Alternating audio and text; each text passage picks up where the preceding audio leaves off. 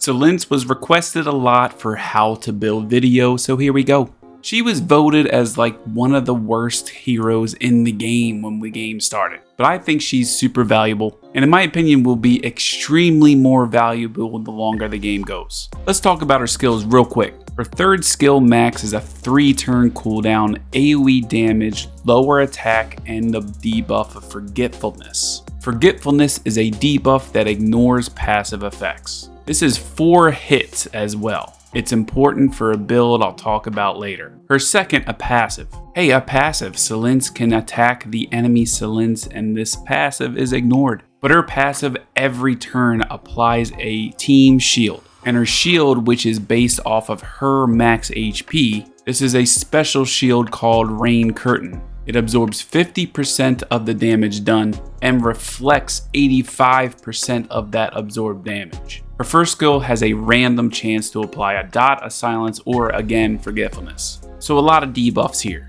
A shield every turn. So how do you build her? There's 2 different builds you can do.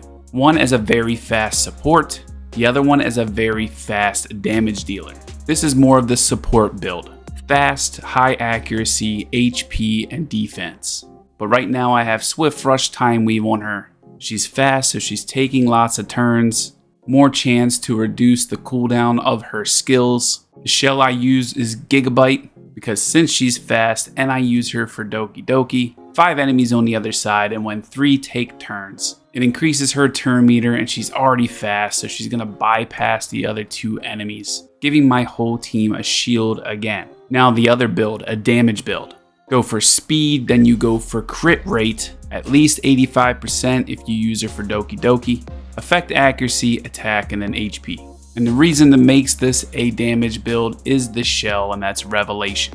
Like I said, her third skill hits 4 times, and with Revelation being a 3-turn cooldown and the skill being a 3-turn cooldown, it's major damage every time. I'll showcase these 2 builds in a minute. Skill priority. Skill 3 to get that 3-turn cooldown on the AoE Forgetfulness, so she can apply that debuff non-stop. Priority number 2 is her skill 2. This is pretty crucial to do if you really want to maximize her abilities. You get more absorption rate, you get more damage reflect, it's really good. And then lastly, her skill 1, not too optimal to skill up. You could probably save this for later, however, when you do skill it up, it increases the number of random debuffs applied to 2. Let's talk about modules. Early game, just go Swift Rush. When you get to the early game where you can do the 12 set and maybe like a 4 set, then you just add in a 4 set of like Wellspring or Cure for more HP. For mid game, you want to go a 12 set of Swift Rush and a 12 set of Time Weave. Now late end game, there's 2 different builds. You got the support one and you got the damage dealing one to maximize that Revelation. Late end game optimization is a 12 set, an 8 set, and a 6 set. For the 12 set, you're going Swift Rush either way. But for the support build, you do an 8 set of Strive, and then you do a 6 set of Swift Smite. That's going to be your fastest support build. If you want a more tanky support build, you go that 12 set of Swift Rush, but then you also do an 8 set of Wellspring for that HP of 25%. And then for that 6 set, you go Ether Plague for that HP and effect accuracy. This will make your shield be bonkers. Now for that damage dealing Revelation endgame build. Again, Swift Rush. Then you go an 8 set of Onslaught. You want to optimally make the attack percent for the cap of Revelation as high as possible. And then for that 6 set, it's Swift Raid for speed and more attack. Now for shells, let's just go straight to mid to end game. And yes, mythic shells are mid game. Farm Inferno Nikanana.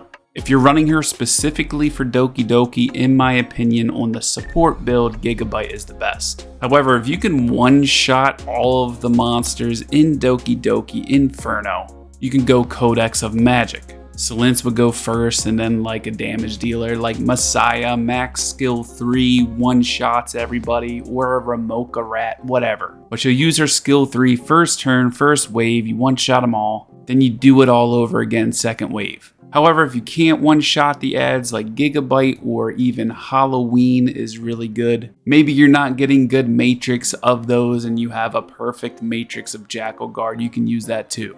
And again, on that damage build, Revelation, only thing. Alright, now we're talking shell passives. For slot 1, you want Surge. Slot 2, you can either go Shadow Dash, or if you go that really tanky support build, then you can use the support in slot 2 for extra shield. And passive slot 3, last but not least, definitely go Synergy if you can get it. This also increases your teammates' final damage dealt. I've rolled this 50,000 times, the only thing I can get is Insight, which is still pretty good on her. Alright, where to use her? Pretty much all PvE content, besides like red dungeons or whatever, right? But the main places she shines. First place, Inferno, Shadow Flame, Hoyan. I've talked about the Holy Trinity before, and CELINCE is one of them, but it's also with Klaus and Freya. So Klaus goes, does a defense down, speed down, all that, right? And then CELINCE goes attack down and forgetfulness. So that means the adds do not counter attack every time we take a turn. And the team is so fast, it just keeps applying. Maybe she gets a proc from her time weave. Forgetfulness is a 2-turn debuff. So that, like, you gotta think about like Kaz Reverie. Like if you apply the sleep, it's only 1 turn and it breaks. Or Kraken is just a 1-turn freeze. Like they work in Shadow Flame Hoyan. However, how fast she is with Time Weave, it constantly applies Forgetfulness. That's why I talk about if your damage dealer can one-shot the adds in Doki Doki, then it's not too much of a big deal. You could use Kaz Reverie, but again, I like CELINCE better. Don't get me wrong, I use Kaz, especially in single target damage comps, which I'll bring up at some point. So this is where I'm going to bring out 2 different builds for CELINCE. One, the fast support route, the other one, the damage dealing route. Because the damage dealing route does speed up this run tremendously. But with this Holy Trinity comp of CELINCE with 2 debuffs, and Freya with Nightmare, and also Klaus with 3 debuffs, as long as Forgetfulness freaking lands on the enemy, which still has that 10% chance to resist, my damage dealer in this instance is Gray. He's on momentum and 6 debuffs is the cap, and it just does so much damage. I watched this AoE with 6 debuffs on everyone, all 1/3 health. For an SR hero, okay, not too bad. But I'm tanking all these hits. They ain't hitting me, they ain't hurting me. Did you see how much damage that did? When that AoE attack from the enemy, I love this Holy Trinity, and CELINCE is one of my favorite supports. Now let's switch to the damage dealing build. Don't forget you can use this in PvP too. Now that CELINCE is on a rev build, let's see how much more damage she does to help out Gray. We got all the debuffs. First hit hopefully applies Forgetfulness to all, but look at that damage. You just gotta make sure that you have a high enough accuracy and high enough crit. It's a lot harder to build, especially if you're using CELINCE as the only crowd control for this dungeon. And then there's PvP.